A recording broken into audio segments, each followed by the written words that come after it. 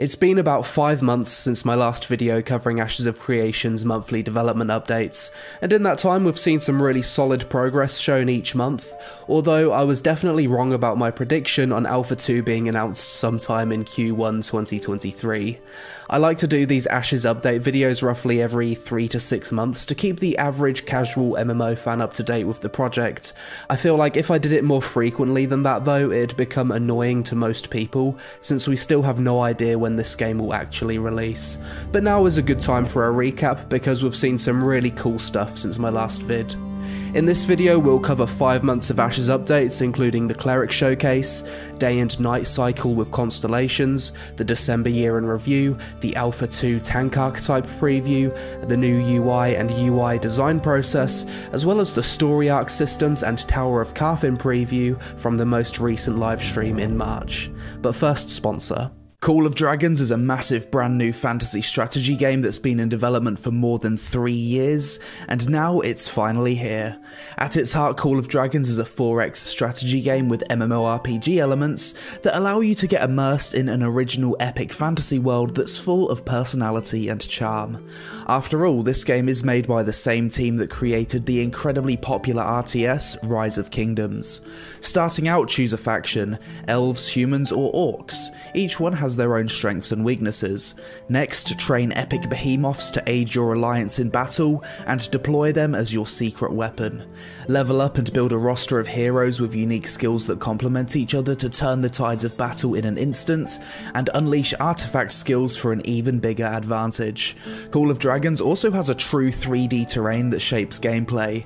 Master the positioning of melee and ranged troops around choke points, and use flying units to sneak attack the enemy. Call of Dragons also has many different game modes where you can put your skills to the test, including PvP, GvE and GvG, where you can deploy up to 5 legions for truly massive battles. On top of that, the game also has classic 4X gameplay, where you can zoom in and out of a massive seamless world, as well as experience high quality cinematic graphics, an epic musical score, and fully voice acted characters.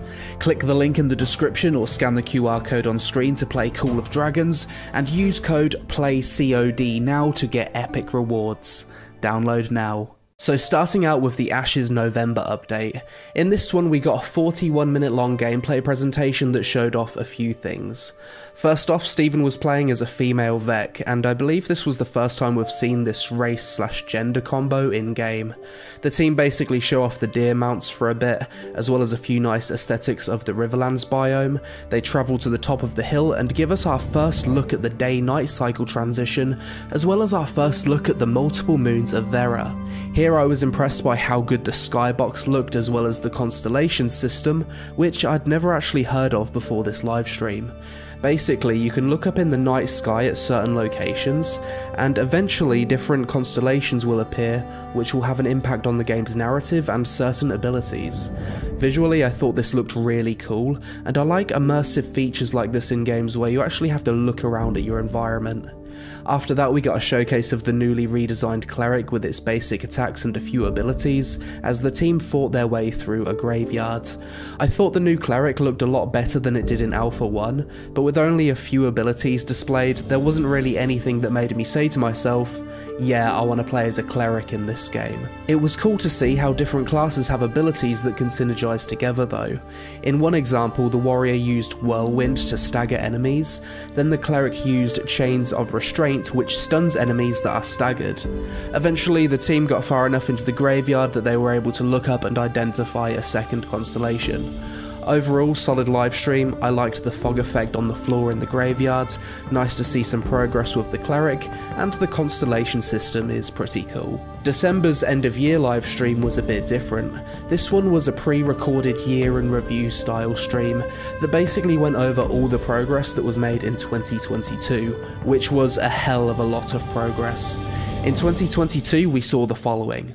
The year started with the announcement that the team was moving from Unreal 4 to Unreal 5, of. In January we got multiple race reveals, February was an animal husbandry themed stream and we got the Pyre race reveal. In March we got our first look at the Alpha 2 character creator. In April the team discussed the game's event system. In May we got an epic livestream showing off the dynamic seasons and weather tech. June showcased a major update to the game's combat system with melee basic attacks. In July we got a good preview of the desert biome as well as a discussion on dev tools.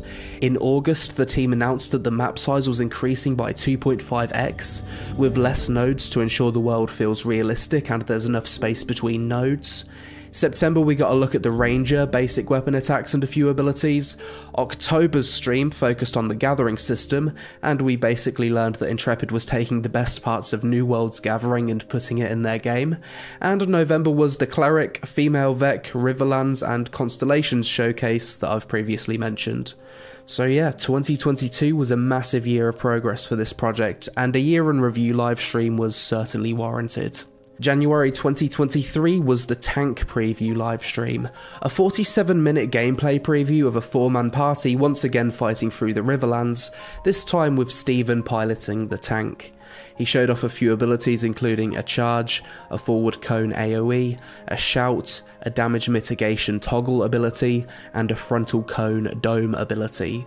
Most of the tank abilities shown were said to have some kind of threat generation, and it seems like managing threats will be a big aspect to tanking in Ashes. Some people might enjoy that style of gameplay, others not so much. The team fought their way through the Riverlands and eventually died to some elite mobs due to an overpull. Apparently this area is designed for group sizes of 8, but with small pulls they slowly made it through the area, with Steven gradually looting himself a full set of blue tank gear with a tower shield.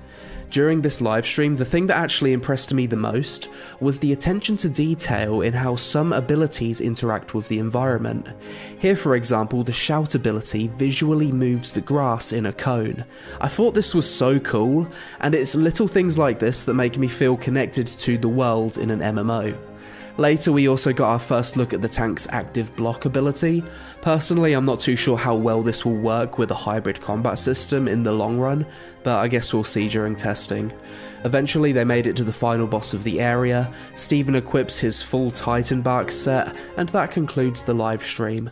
I'm not really a tank player so I don't have any strong opinions on the gameplay shown, but it looked decent enough. During this livestream we also had multiple first looks at UI elements such as the looting window, the map, need, greed, pass options for loot, as well as the quest log. Overall a solid livestream to start the year, although once again the combat shown didn't really excite me too much, but that's probably due to not being a tank player. February 2023 was a showcase of the updated user interface, as well as a talk about the UI design process, and if it's one thing I'm absolutely certain of about Ashes of Creation after this livestream, is that this game will have a highly customizable top tier UI. As you can see from these slides, the UI has a very distinct and cohesive style about it. The inventory UI seems to have a lot of inbuilt functionality right off the bat, with tabs that allow you to quickly sort between materials, quest items and gear, and there's also a sort button too. So far it kinda reminds me of the inventory in BDO, except with no weight limit. Quick look at the iconography, some abilities, and a solid look at the quest log with the multiple dialogue options. You've got the NPC portrait in the top left of the log, and there's a visual indicator of each quest step, as well as optional quest steps. Here's a look at the crafting interface so far, a full look at the quest journal, a preview of the options menu, and finally the character sheet. Overall, I think the UI design so far looks amazing. I'm especially impressed by the quest log and the quest dialogue window. It has a very unique and polished style about it that displays all of the relevant information that you'd want to see. We also know that the UI will be highly customizable to the same level of games like BDO, Final Fantasy XIV, and World of Warcraft with options to save presets, so there's no real concerns with the UI on my part. However, the only thing I wish they'd improve is the nameplates on the mobs for the upcoming showcases, because currently it doesn't look too good. I'm pretty sure this is just placeholder for now though. Finally, the March livestream, and this one was a bit of a banger as it showed a big system not previously shown in Ashes before, the story arc system. So basically, as nodes level up and certain conditions are met, points of interest around a node may become active, and a special time-limited narrative server-wide event with quests will occur. In this case, the Tower of Carphin narrative was activated. Upon activation, the world shook and the top of the tower exploded. The area was engulfed in a red mist, and blood starts pouring from the corruption-infested walls. When story arcs like this come online, they spawn NPCs, affect the monsters in the world, and new pathways can open up. Here, for example, we can see a bridge becomes active, and you can actually see it moving. Really cool to see. The team fight their way through some corrupted mobs to the entrance of the Tower of Carphin. We get a good look at the environment and go inside. My first impression of this place when they first stepped inside the dungeon was just wow. The lighting, the detail, and the scale of this place looks incredible. The blood dripping from the walls and the mist make it look super immersive. We also got our first look at treasure chests in Ashes. Is this like a treasure chest? That's a treasure chest. Whoa! Or not. I loved the animation on that mimic, super cool. Overall, another really solid live stream, and I'm happy Steven has started recording this gameplay in 16:9 resolution rather than widescreen, as it looks a lot better on YouTube. But that's it for my quick recap on the past 5 months of Ashes of Creation live streams. In the next few months, we're apparently going to get a look at the new mage combat, as well as the giant Cyclops world boss, so I'm definitely looking forward to that. As for a release date for Alpha 2, I'm not sure, but I wouldn't be surprised if we get a date for it within the next 6 months, as progress so far seems pretty good. Let me know in the comments below what you think about Ashes of Creation. Is this a game you're still cautiously optimistic about? And do you think we'll see Alpha 2 this year?